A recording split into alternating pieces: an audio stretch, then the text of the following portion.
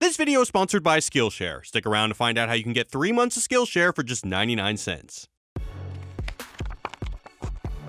Hey Wisecrack, Jared here. It may be the new year, but we've still got a massive hangover from 2017's final blockbuster, Bright, a film that left us cross-eyed and confused. Netflix spent $90 million combining two of our favorite things, the dystopian fantasy and the buddy cop, and left us with the world's most expensive WTF. We've been scratching our heads trying to figure out how such an awesome concept, think Rush Hour 2 of the Deathly Hallows or Lethal Weapon of the Rings, ended up feeling as big a shit show as David Ayer's last movie. Sorry, I couldn't help it. Like other fantasy films, it seems to be using its imaginary setting to tell a compelling story, while also illuminating truths about our society. However, both its plot and any potential underlying meaning become completely muddled by the film's poor world building, lousy character development, and ill-suited metaphors about American racial politics. So let's find out what happened in this week's Wisecrack edition on Bright. What went wrong? And if you like this sort of thing, there's more where this came from in our movie podcast, Show Me the Meaning. Links in the description, be sure to check it out. And as always, major, minor, and vaguely judgmental spoilers ahead. Head scratcher number 1, building the world. Every time you see a film, you're asked to take a leap of faith and accept some kind of proposition. That loving parents occasionally leave their youngest child behind when they go on vacation, or that Keanu Reeves is the most badass assassin ever. But when you're watching a fantasy that plays with gravity, object permanence, or the entertainment potential of a piece of furniture, filmmakers have to convince you to take a Mount Everest-sized leap off a peak of disbelief and land with their characters in a distant galaxy, Middle-earth, or a faraway distant land inside a wardrobe. A good script gets the audience to buy into its world by explaining the rules of that world coherently and concisely, and getting the heck on with the story. Think of how effective Lord of the Rings is in briefing the audience on the history of Middle-earth's most sought-after jewelry. It began with the forging of the great rings. 3 were given to the elves, 7 to the dwarf lords, and 9. 9 rings were gifted to the race of men, but they were all of them deceived. For another ring was made, a master ring, to control all others. 1 ring to rule them all. With an origin story clocking in at 6 minutes, the film situates us firmly in this complex world. For an even leaner example, consider Star Wars' epic rolling title card that introduces you to an intergalactic space war in the time it takes to unwrap a candy bar. Both films orient the audience quickly, and then they're off to the races. Bright's origin story, on the other hand, is just plain messy, divulged in sloppy, repetitive, yet incomplete fragments. But before we analyze the world-building strategies, a brief overview of the mythology behind Bright. 2,000 years ago, something gnarly went down with a Dark Lord. All the orcs sided with him, except this one orc, Jirac, who somehow united the 9 races together. And who are the 9 races? Well, it's not exactly clear. We've got the elves, humans, orcs, fairies, and for the eagle-eyed viewer, centaurs. But anyway, they managed to take down the Dark Lord, except oops, he's ready to come back, and all his demon elves need to do is bring 3 wands together. Watch out though, only a Bright can hold a wand, which creates complications. Still, even if the Dark Lord does rise, he can be stopped with magic. That whole subplot never comes to fruition though, probably to be saved for the recently greenlit sequel that will hopefully come with some clarification. Now, it's totally understandable that the minds behind Bright wanted to veer away from the dramatically narrated storybook-style opener of Lord of the Rings. It's not exactly the freshest turf in the screenwriting world. Or it would be understandable if Bright hadn't started out with an equally cheesy but less eloquent quote that sounds like it came out of a 10-year-old's Dungeons & Dragons game. From there, they have an opening sequence of cringeworthy tagging.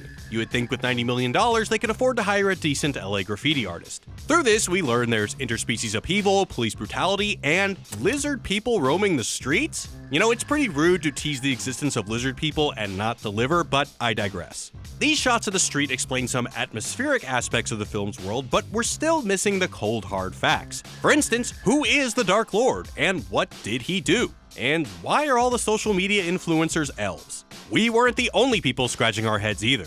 After fans expressed widespread confusion as to what the heck was going on with all this Dark Lord stuff, Netflix released what amounted to a 2-minute instruction manual for the film. In it, we're given a few thousand years of magical history with factual nuggets like, Jirac was hailed as the first Bright. But if Jirac saved everyone, why do people hate orcs so damn much? And how did this world's social order come about? This video feels more like a hastily concocted admission of guilt that this film was confusing as hell. Another world-building issue is the way the film conveys the limited information it does tell the audience, which brings us to a fundamental screenwriting rule: showing versus telling. Showing is when a film conveys information through characters' actions. Telling is when characters chat about the events of the world, the narrative equivalent of an intel briefing for the audience. And boy, is Bright a telethon. Throughout the film, characters regularly serve as embedded narrators, a strategy that swallows the action and creates stiff, unrealistic dialogue. For instance, the award for worst line in the film goes to Ward's daughter in this cringer. Why do you have to be a policeman? Everybody hates policemen. Okay, we get it. Another prime example comes from Ward early on. Hey, look, I got a dude in my car. The whole world is watching, all right? I didn't ask for it. I don't want it. But I don't get a vote. First of all, this speech is stupendously heavy-handed. Nobody talks like this. Secondly, these facts can be shown in a natural way through the narrative. In fact, Ward makes it pretty clear he'd rather be shit on by a fairy than ride to work alongside Jacoby. Show me the face Orc makes when he just shut the up and don't say and just drive to work. Still, the winner for the most forced proxy narrator has to be the smelly sword-wielding bum who goes from trying to samurai a crowd of people to calmly relaying the entire world's backstory without even a shower break. The army of 9 races fought shoulder to shoulder to give you the world you neglect. And now the Dark One returns to reclaim Orc hearts! Then, as the feds interrogate him, he gives a plotting explanation of the Shield of Light, Inferni, Wands, the Dark Lord, Layla, Tika, and Bright. This scene is A, boring, and B, doesn't make sense unless you assume federal agents in charge of magic crime are as confused by the rules of their world as we are. This strategy continues throughout the film. Once Jacoby and Ward find the magic wand and call for backup, 4 skeezy cops show up and give us another forced lecture on how magic works. That's magic right there. That's whatever you want. You want $1 million? You want 10 million? You want to be taller or shorter? Make your dick bigger?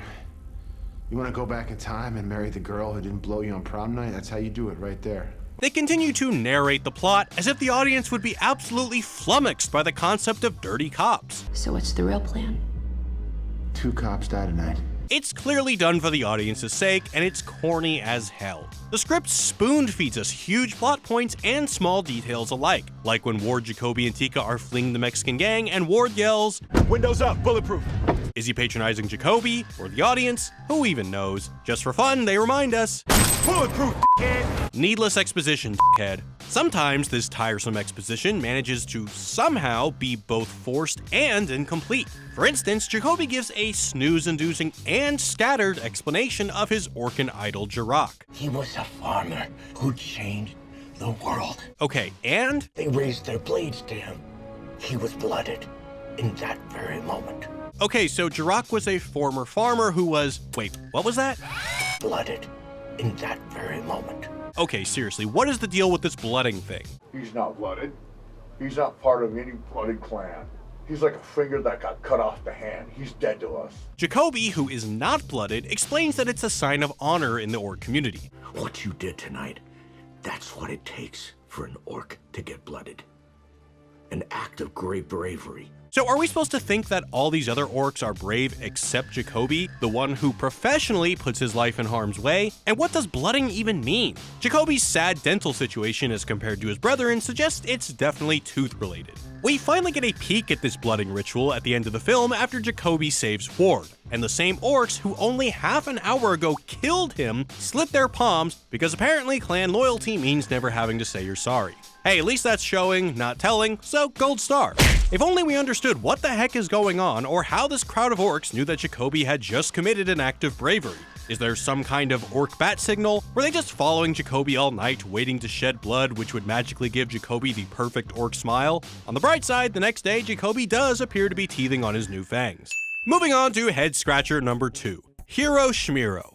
Whether you're writing about outer space, downtown Baltimore, or a wizarding school in an English castle, the first ingredient of a good story is a hero. Or 2, or 3.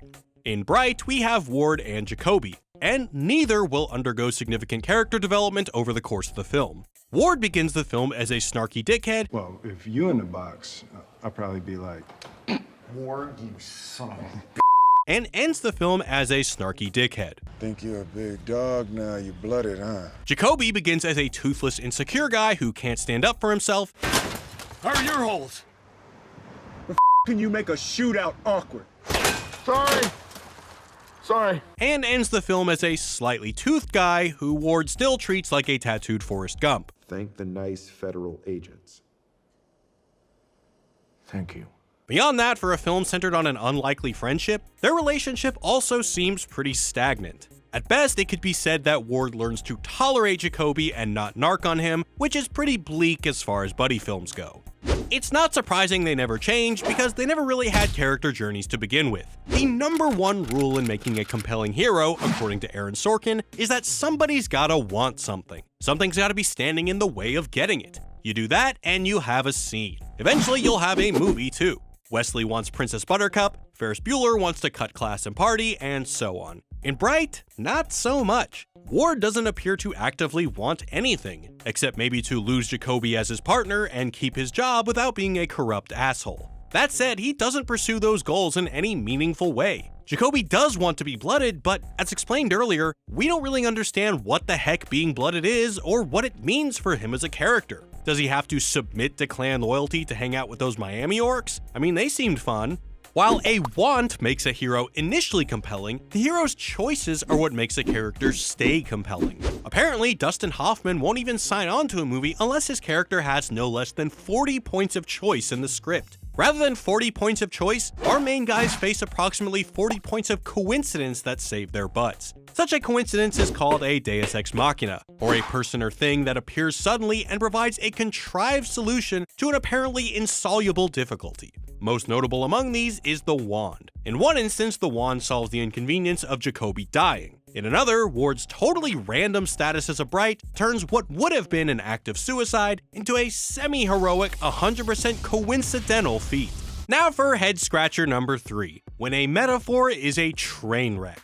Bright is littered with unsubtle metaphors comparing interspecies discrimination with real-world racial discrimination. Even Chance the Rapper called the metaphor a little shallow. We more than a little agree. But before we take a deep dive into the meanings at play, we want to give the following disclaimer. Yes, this is a fictional world in which 9 races coexist with varying levels of friction. Maybe the filmmakers had no intention of it being read as a precise metaphor for American racial politics. Problem is, the movie practically begs you to draw this comparison. Hey, where's the diversity hire you read with? First off, it's a film about cops set in LA, a city that was home to one of the country's most violent race riots ever, one which was specifically ignited by police violence toward black folks.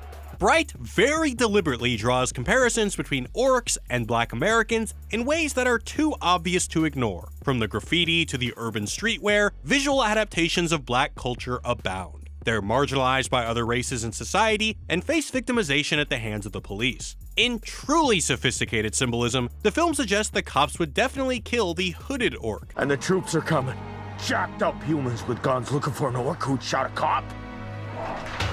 You think that kid had a chance? Just for fun, one orc tells Jacoby, Your buddy's so happy to say he's got an orc friend. not knowing that Ward very dramatically doesn't do friends. You don't want me as a friend.